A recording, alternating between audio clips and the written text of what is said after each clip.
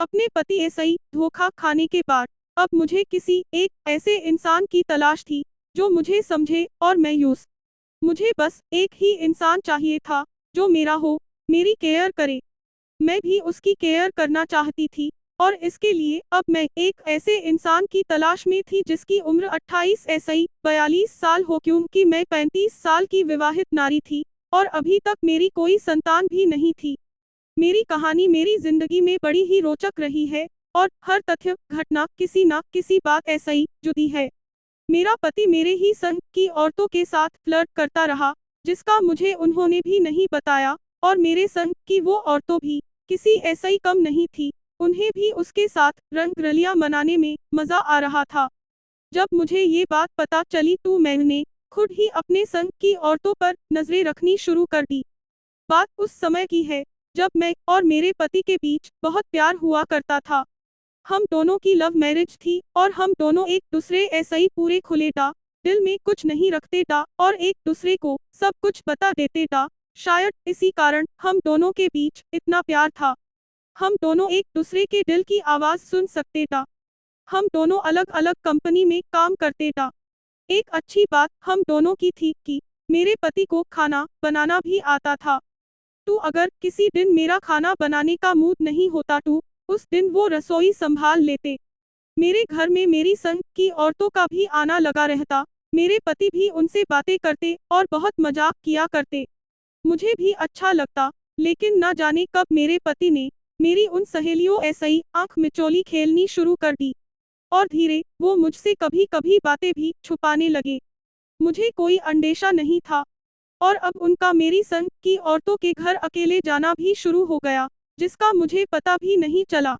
और जब पता चला तो मेरे गले ऐसा ही बात नहीं उतर पाई। लेकिन तब तक देर हो चुकी थी। मेरे पति और मेरे संग की कई औरतों के जिस्मानी रिश्ते बन चुके थे। मुझे मेरे पति ऐसा ही घृणा होने लगी थी। मुझे उनकी कोई बात अच्छी नहीं लगती थी। पहले हम लोग एक दूसरे ऐसा ही दिल ऐसा ही बात करते थे, लेकिन अब दिल ऐसा ही निकली हर बात एक कटाक्ष की तरह चुभती थी। मैं अपने दिल में किसी के लिए कोई गलत बात या पाप नहीं रखती थी, लेकिन अब सिर्फ मेरे पति ही ऐसे था जिसके लिए कोई पाप तो नहीं, लेकिन दिल में घृणा रखना जरूरी हो गया था। हम दोनों अब कोई अच्छी बातें नहीं, बल्कि एक दूसरे पर कटाक्ष करते। पहले मुझे कोई भी गलत बात कहने में शर्म आती थी, लेकिन अब वो शर्म जा चुकी थी, क्योंकि अब दिल में दर्द था, जो दर्द मुझे अपने पति ऐसा ही मिला था। और उस दर्द की दवा अब मैंने भी एक पार्टनर खोजनी शुरू कर दी थी। आखिर मुझे इस दर्द की दवा भी मिल गई, जब मुझे एक ऐसा इंसान जो मुझसे 4 साल छोटा यानी 31 साल का एक लड़का मिला, जो तलाकशुदा था और किसी को ढूंढ रहा था। हम दोनों मिले, एक दूसरे को फोन नो दिए और फोन पर हम दोनों की बातें शुरू हो गई।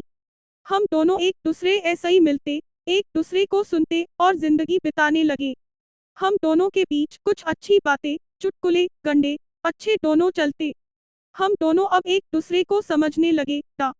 मुझे एक ऐसे ही इंसान की आवश्यकता थी जो दिल में प्यार के सिवा कुछ ना रखता हो। उसके दिल ऐसा ही बस प्यार प्यार और प्यार ही निकले। जो अपने काम में निपुण हो, मैं उसकी और वो मेरी केयर करे। शायद वो इंसान मैंने अब उस राजेश की आंखों में देख लिया था। हम दोनों मिलते रहे, एक दूसरे को समझते रहे और धीरे धीरे एक दूसरे के करीब आ गए। हम दोनों अब इतने करीब आ गए ताकि एक दूसरे को देखे बिना जीना मुश्किल होने लगा। लेकिन हम दोनों कुछ नहीं कर सकते था और हम फिर दोनों ने एक बार कहीं शहर ऐसा ही बाहर जाने का प्लान किया। मैंने अपने पति ऐसा ही कहा कि मैं अपनी एक दोस्त के साथ 2 दिन के लिए शहर ऐसा ही बाहर जा रही हूँ। उत्तर मिला ठीक है। हम दोनों एक ही दिन के लिए गए और एक दिन बाद जब मैं बिना बताए घर वापस आई तो दंग रह गई। मेरा पति मेरे की संग की 3 औरत के साथ नंगा नाच कर रहा था। उसको भी मजा आ रहा था। मुझे शर्म आ गई। मैं अंदर आई और अपने संग की औरतों ऐसा ही बात की और कहा कि तुम्हें शर्म आनी चाहिए। तुम इस इंसान के साथ पता नहीं कब ऐसा नंगा नाच कर रही हो।